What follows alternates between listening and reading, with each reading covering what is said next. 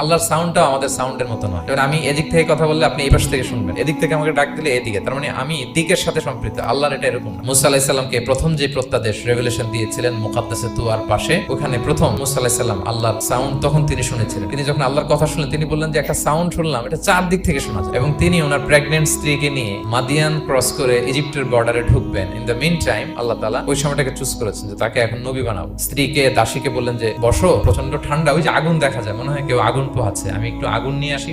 আগুনের কাছে যেয়ে দেখে সামনে যত যায় আগুন তত পেছায়। এবং আগুনটা সাধারণ আগুন না, একটা গাছ থেকে আগুন বেরোচ্ছে, কিন্তু ওই গাছের পাতা জ্বলে না, ডাল জ্বলে না, কিছুই হয় না। আসলে এটা আগুন না, এটা আল্লাহর নূর। আল্লাহর নূর সেখানে ফোকাস দেয়া হয়েছে। তো আল্লাহ তখন মুসা আলাইহিস সালামকে প্রত্যাদেশ করলেন যে ইন্নানি আনাল্লাহ লা ইলাহা ইল্লা আনা ফা'বুদনি, আমি আল্লাহ, ফা'বুদনি, আমার ইবাদত করো, ওয়া আকিমিস সালাতা লিযিকরি। আমরা ভুল করে অনেক সময় এরকম অবান্তর প্রশ্নগুলো করি। তো কোশ্চিন কালেও আপনি সৃষ্টির সাথে স্রষ্টাকে মিলাবেন না।